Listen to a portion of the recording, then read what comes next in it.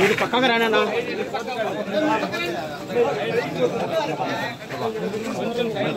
Side రాను sir రాని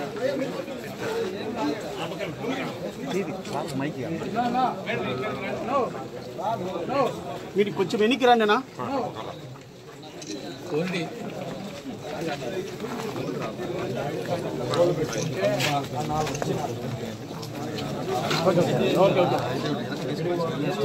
camera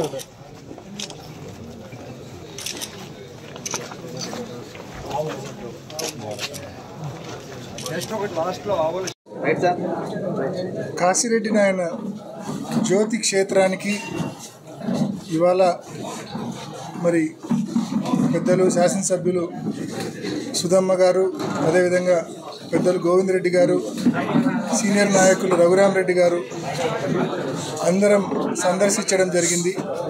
స్థానిక ఈ చుట్టుపక్కల మండలాలకు సంబంధించిన నాయకులు, ప్రజలు అందరం కూడా సందర్శించడం జరిగింది. ఇటీవల కాలంలో జ్యోతి క్షేత్రంలో జరిగిన పరిణామాలు చాలా బాధాకరము. ఎంతోమంది ఈ ప్రాంతానికి సంబంధించిన ఎంతోమంది మనోభావాలు, సెంటిమెంట్స్ దెబ్బతిన్న పరిస్థితి. మరి ఈ సందర్భంగా ఎంతో చరిత్ర కలిగినటువంటి ఈ జ్యోతి క్షేత్రానికి ఈ సందర్భంగా మేము ప్రభుత్వాన్ని ఒకటే మనవి చేస్తూ ఉన్నాం. దాదాపు ఇక్కడున్న లక్ష్మీ నరసింహస్వామి టెంపుల్కి సంబంధించిన చరిత్ర ఒకసారి చూస్తే 200 సంవత్సరాల పైచిలుకు చరిత్ర ఇక్కడున్న నరసింహస్వామి గుడికి ఉంది. దాదాపు 1895లో అప్పుడు ఇష్యూ చేసిన గజెట్ నోటిఫికేషన్లోనే ఈ అటవీ ప్రాంతంలో నరసింహస్వామికి సంబంధించిన గుడి దాదాపు 0.5 హెక్టార్స్ ఉందని చెప్పి ఎప్పుడో 1895లోనే నోటిఫై అయిన పరిస్థితి. మరి ఇవాళ కాశిరెడ్డి నాయన గారు, కాశిరెడ్డి గారు, సమర్థ సద్గురు కాశిరెడ్డి గారు లక్ష్మీ నరసింహస్వామి భక్తునిగా, నరసింహస్వామి భక్తునిగా ఇక్కడ ఎన్నో సేవలు చేసి ఇక్కడ జీవ సమాధైన పరిస్థితి. ఆయనకు సంబంధించిన ఆశ్రమం, కాశిరెడ్డి నాయన ఆశ్రమం మరి నిర్మాణం ఇప్పటికి కూడా ఇంకా పూర్తి కాని పరిస్థితి. మరి ఎంతో విశిష్టత, ఎంతో చరిత్ర, నిత్యం అన్నదానం జరిగే ప్రాంతం ఇది. ఈ ఆశ్రమంలో, ఈ గుడి పక్కన నిత్యం అన్నదానం జరుగుతుంది. ప్రతిరోజు ప్రతి పూట అన్నదానం జరుగుతుంది. ప్రతిరోజు వేల మంది వస్తారు. పండగలప్పుడైతే విపరీతమైన జనం వస్తారు.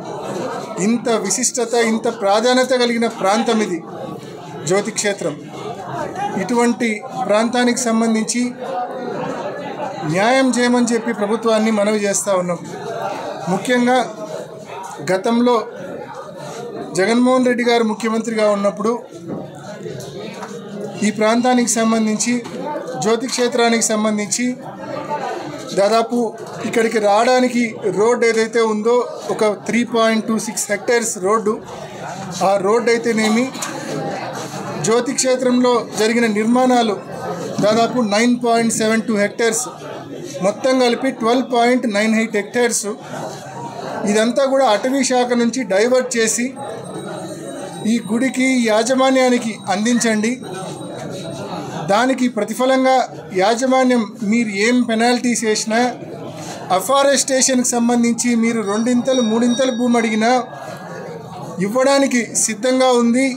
దానికి పూర్తి పూచి ప్రభుత్వం తీసుకుంటుంది అని చెప్పి జగన్మోహన్ రెడ్డి గారు ఆగస్టు 2023లో కేంద్ర అటవీ శాఖ మంత్రి గారికి రాసిన లేఖ ఇది.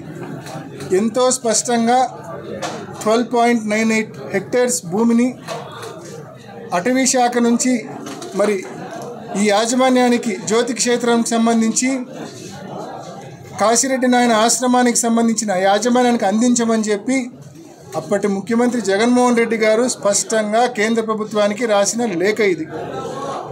ఈ లేఖ రాసిన తర్వాత మళ్ళా పెద్దలు గోవిందరెడ్డి గారు, అనేక మంది కాశిరెడ్డి నాయన ఆశ్రమానికి సంబంధించిన పెద్దలు ఢిల్లీకి కూడా రావడం జరిగింది. ఆ తర్వాత నాతో పాటు అప్పట్లో వైఎస్ఆర్ కాంగ్రెస్ పార్టీ ఎంపీగా ఉన్న విజయసాయిరెడ్డి గారు, ఇద్దరం కూడా కేంద్ర అటవీ శాఖ మంత్రి గారిని కలిసి విన్నవించి జగన్మోహన్ రెడ్డి గారు రాసిన లేఖను అప్రూవ్ చేయమని చెప్పి మనవి చేయడం జరిగింది. మరి ఇది దీనికి సంబంధించిన చరిత్ర. మరి ఈరోజు అప్పట్లో ఒకవైపు ప్రయత్నం చేస్తూనే మరోవైపు అటవీ శాఖకు సంబంధించిన ఏ అధికారి కూడా ఇక్కడికి వచ్చి డెమాలిషన్ చేసే సాహసం చేయకుండా దీన్ని ప్రొటెక్ట్ చేసుకుంటూ వచ్చాం.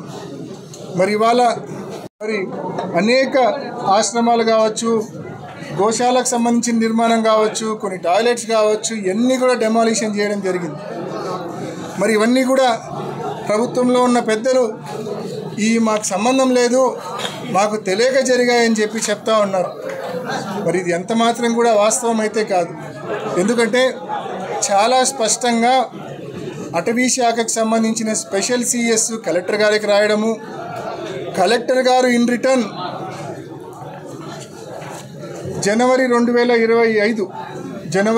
2025 కలెక్టర్ గారు స్పష్టంగా ఇక్కడున్న ఆశ్రమానికి చుట్టూ ఉన్న బిల్డింగ్స్ అన్నీ కూడా డెమాలిష్ చేయమని, ఎవిక్ట్ చేయమని చెప్పి కలెక్టర్ గారు ఇచ్చిన ఆదేశాలు ఇవి.